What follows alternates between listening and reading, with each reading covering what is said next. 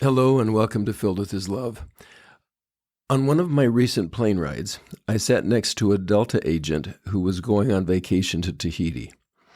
I asked him if he had ever had to deal with disgruntled or angry passengers. He laughed, actually, and he said, all the time. So I asked him, so what are the things that make passengers so angry? He said, it's different for everyone, but it's usually something to do with timing. The plane will not arrive on time for them to make their connection. Lots of things like that, he said. If they get upset at the beginning of the flight before we've taken off, I have to tell them that they need to settle down or they will need to choose another flight. They don't realize that passengers must cooperate with flight attendants. If they don't, that's a safety issue, so we have to ask them to take another flight rather than cause a safety problem. It's pretty interesting. I respect people who have to deal with these disgruntled passengers. Years ago, I was on a flight that went through Chicago. After we landed, we were told that flights out of Chicago had just been canceled due to weather, and so we'd need to stay overnight in Chicago and rebook for a flight the next day. After the passengers lined up at the service desk to rebook their tickets, there was a woman in front of me, she just pushed her way to the front of the line, leaned over the counter, and began actually yelling at the agent. "You don't get it. I absolutely have to be in Australia tomorrow morning. I can't wait until tomorrow for another flight," she said. The agent, with remarkable patience and control, said, "I understand, but I can't book you on this airline or any other airline this evening. There are just no flights to Australia tonight." Despite his understanding response and his patience, she just became more angry. I actually wondered at one point if she was going to reach over the counter and grab the poor guy by the neck.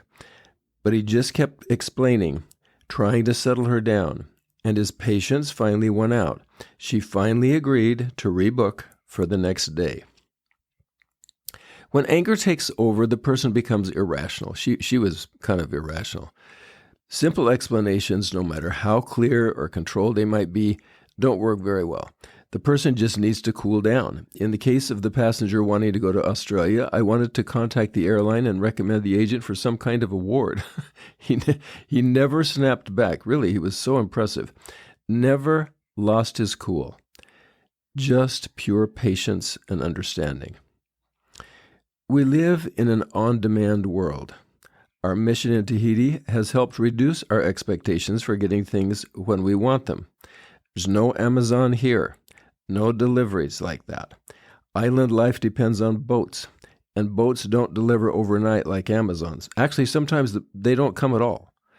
Sometimes you have to wait months for the next shipment to arrive.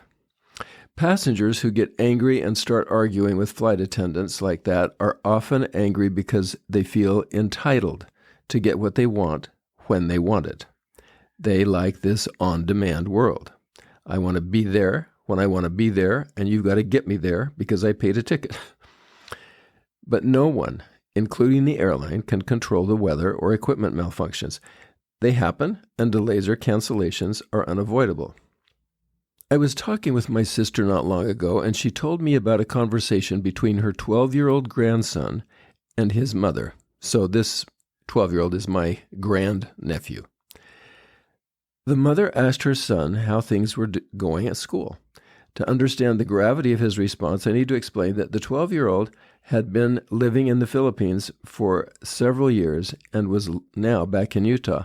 So when she asked how school was going, he lit up and began describing how much he enjoyed everything, the curriculum, the extracurricular activities, everything in school. He loved it. Then his mom asked, "So anything you want to make better?" And then he said something we all need to think about. So now listen to this. He said, "Mom, I just never want to be complacent or entitled." These are pretty big words for a 12-year-old. Complacent and entitled. Reminds me of when we were developing the youth curriculum for Come Follow Me, and some were worried that 12-year-olds would not react well to the new way of teaching. They didn't think a 12-year-old would have anything to say when asked the thought-provoking questions in the new Come Follow Me lessons. Well, this 12-year-old showed just how capable young people really are, even at that young age. Think about these two words, complacent and entitled. The angry passengers got angry because they felt entitled. This word can have some pretty negative connotations. People who feel entitled believe they have claim on something or someone. They deserve special treatment. They're special. The policy or rule should not apply to them because they're special. Someone might feel entitled to an inheritance and resent the benefactor for not giving them preferential treatment. The list goes on. It's not pretty. We might feel that we are entitled to more respect from someone, or we are entitled to a promotion more than one who received it. When Ammon met the sons of Mosiah after they had been preaching the gospel to the Lamanites for many years, his joy was more full in their success than the joy he felt for his own success. This might be the antithesis of feeling entitled.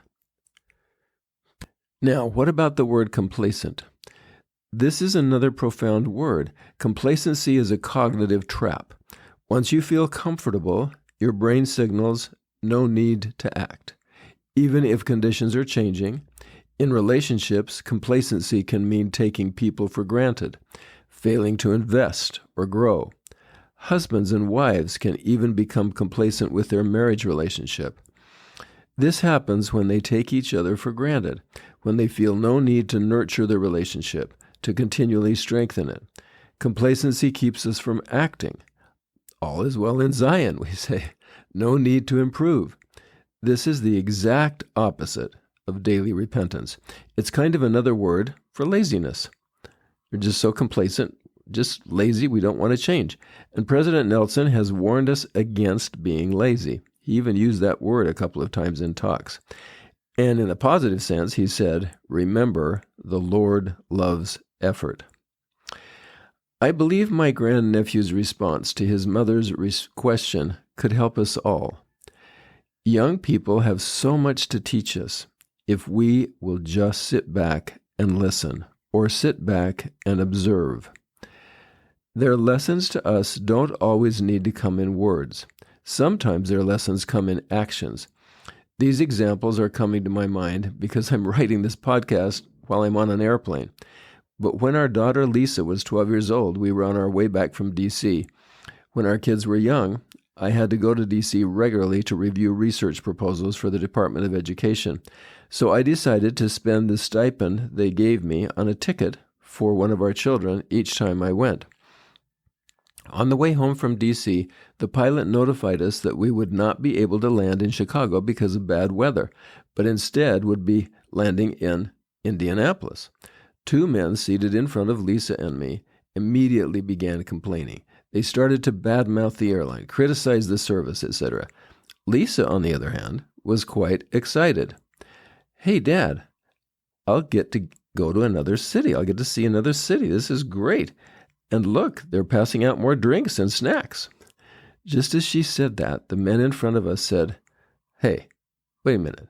Do you really think it helps to give us another drink on some peanuts?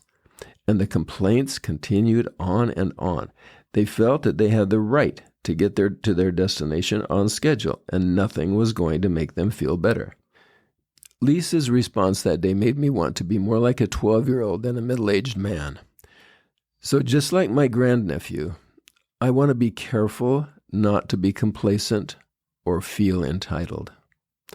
I never want to be totally satisfied with how things are. I want to do what the Lord would have me do to make things better, particularly in relationships with those I love, and even with those I will yet meet. I want to joy in others' successes more than my own, like Alma did. I want to do a little better each day, as President Nelson has counseled us, and I never want to feel like the world owes me more than I'm now receiving. I want to be grateful for the here and now, grateful for my own situation, even though it's never perfect, grateful for the hope I have for the future. I hope this is helpful to you, and we look forward to seeing you next time.